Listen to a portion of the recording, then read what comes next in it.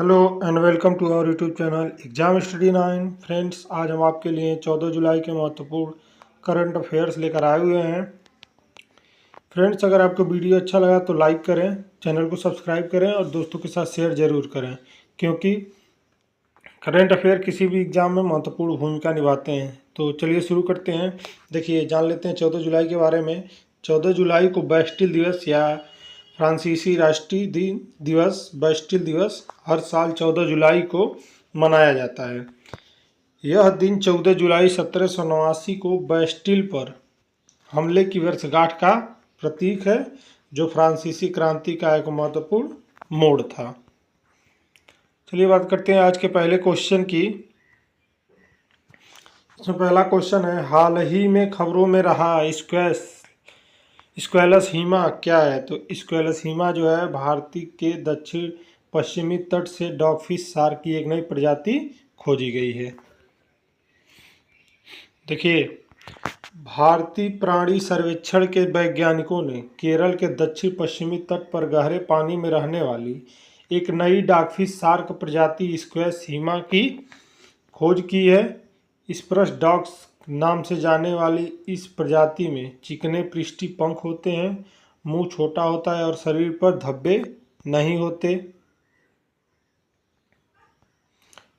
स्क्वैलस हीमा कशेरुकाओं की संख्या, दांतों की संख्या और पंखों की संरचना में अन्य प्रजातियों से अलग है। स्क्वैलस लीना से भरपूर लिवर ऑयल के लिए इस्तेमाल किया जाने वाला यह शार्क फार्मास्यूटिकल और कॉस्मेटिक के लिए बहुत ज़रूरी है।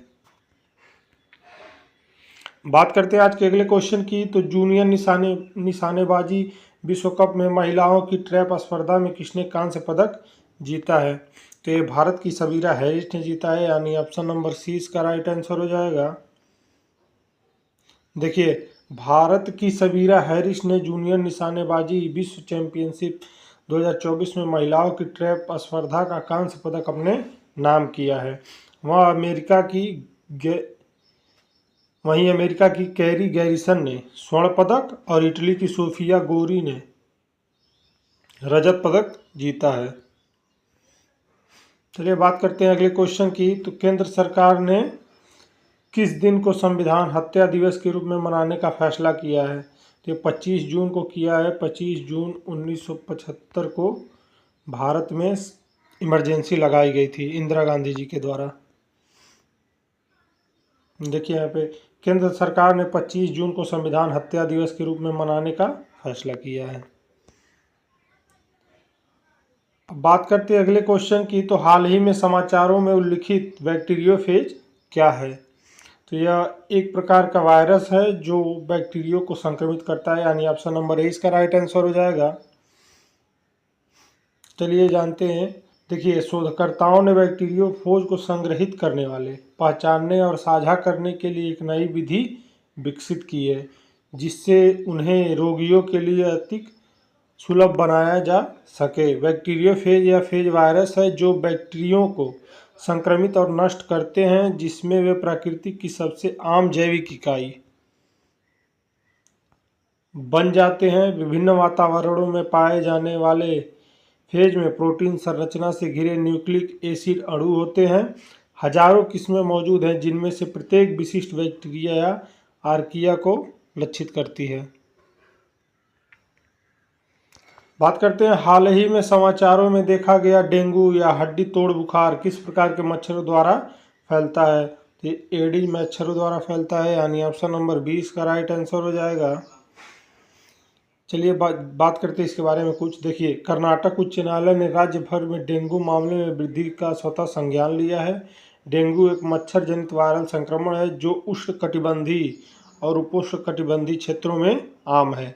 यह एडिस मच्छरों द्वारा फैलता है, जबकि संक्रमण हल्के गंभीर मामलों में डेंगू रक्तस्रावी बुखार हो सकता है, जिसमें तेजी से सांस लेना, उल्टी और मसूड़े में खून आना जैसी समस्या हो सकती है।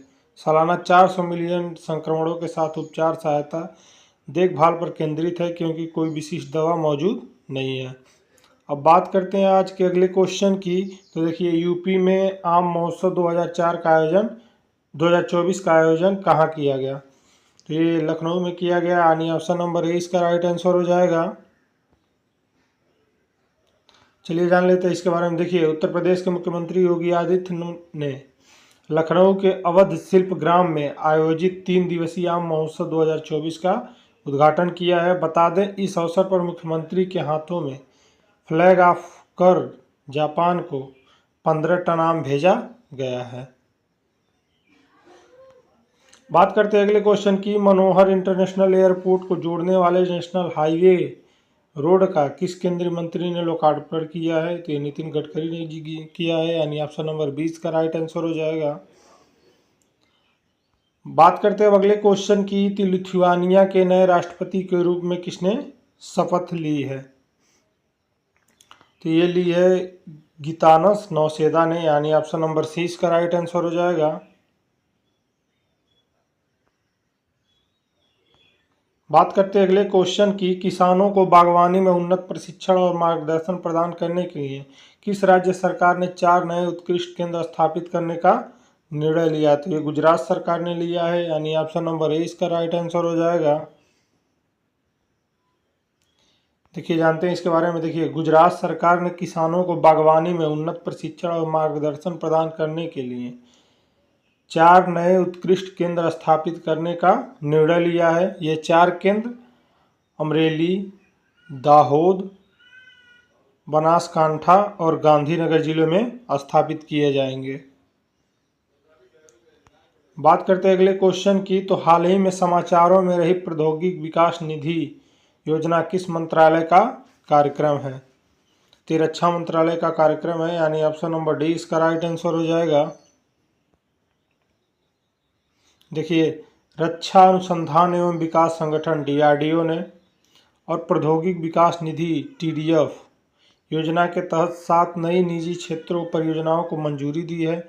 मेक इन इंडिया पहल के तहत रक्षा प्रौद्योगिकी में आत्मनिर्भरता को बढ़ाने के लिए स्थापित टीडीएफ रक्षा मंत्रालय का एक कार्यक्रम है, जिसे डीआरडीओ द्वारा कार्यान्वित किया जाता है। यह एमएसएमई और स्टार्टअप का समर्थन करता है। 50 करोड़ रुपए तक की लागत वाली परियोजनाओं के लिए 90% तक वित्त पोषण प्रदान करता है, जिसकी अधिकतम विकास अवधि 4 वर्ष है।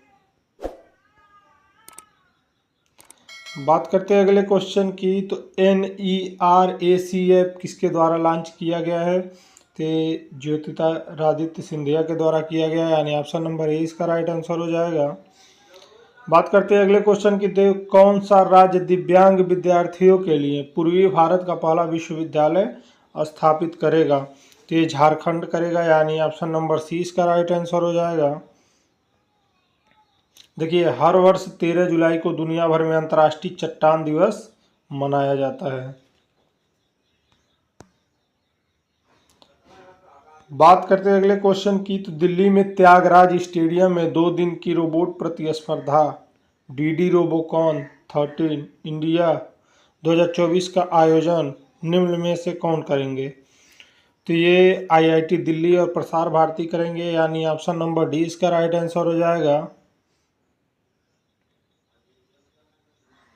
बात करते हैं अगले क्वेश्चन की। तो देखिए, सुप्रीम कोर्ट कॉलेजियल ने जस्टिस गुरमीत सिंह संधावालिया को किस हाई कोर्ट का नया मुख्याधीश नियुक्त किया है? तो ये मुख्य न्यायाधीश नियुक्त हुए हैं मध्य प्रदेश की, यानी ऑप्शन नंबर डी इसका राइट आंसर हो जाएगा।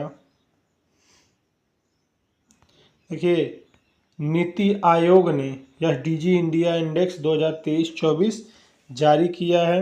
एसडीजी का फुल फॉर्म होता है सस्टेनेबल डेवलपमेंट इंडेक्स, और ये सामाजिक, आर्थिक और पर्यावरणीय मानकों पर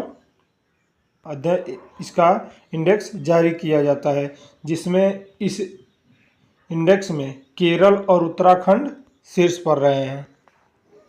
चलिए जान लेते हैं अगले क्वेश्चन को। तो जस्टिस आलिया नीलम ने पाकिस्तान के किस हाई कोर्ट की पहला महिला चीफ जस्टिस बनी है? तो ये लाहौर की बनी है, यानी ऑप्शन नंबर डी इसका राइट आंसर हो जाएगा। चलिए जान लेते हैं। देखिए, हॉलीवुड आइकन सैली ड्यूएल का 75 वर्ष की आयु में निधन हो गया है। याद रखेंगे सैली ड्यूएल कौन है? तो हॉलीवुड आइकन है। नेक्स्ट क्वेश्चन है किस देश ने समलैंगिकता को अपराध घोषित कर दिया है? तो ये बुर्किना फासो ने किया है। दक्षिण अफ्रीकाई देश है। ऑप्शन नंबर डी इसका राइट आंसर हो जाएगा।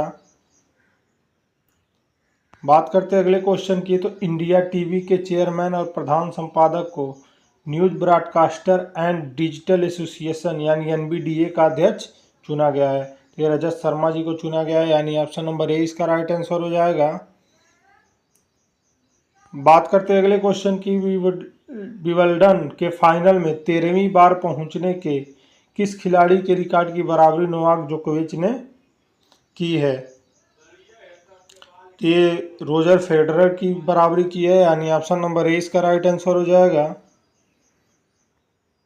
बात करते हैं अगले क्वेश्चन की। तो छठी बिम्स्टेक समिट किस देश में होनी है? थाईलैंड में होनी है, यानी ऑप्शन नंबर ए इसका राइट आंसर हो जाएगा।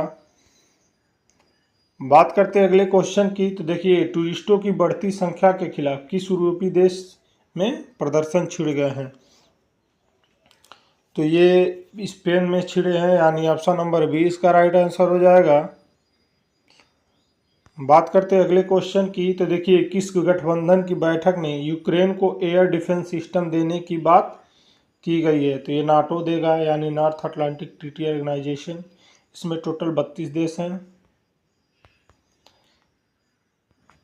बात करते हैं अगले क्वेश्चन की। नाटो महासचिव का नाम क्या है जिन्हें अमेरिका का सर्वोच्च नागरिक सम्मान दिया गया है? तो ये जेम्स स्टोलनबर्ग हैं, यानी ऑप्शन नंबर सी इसका राइट हो जाएगा, आंसर हो जाएगा। और अमेरिका का जो सर्वोच्च पुरस्कार है the presidential medal of freedom से इनको सम्मानित किया गया है। अब बात करते हैं अगले क्वेश्चन की। तो भारत का प्रोजेक्ट 75I किस चीज़ से जुड़ा है? तो ये सबमरीन से जुड़ा है, यानी ऑप्शन नंबर ए इसका राइट आंसर हो जाएगा। फ्रेंड्स, अगर आपको साइंस, जीके, जीएस और स्टैटिक जीके के महत्वपूर्ण टॉपिक ट्रिक के माध्यम से पढ़ना है तो हमारे इनोवेटिव क्लासेस को ज़रूर सब्सक्राइब करें।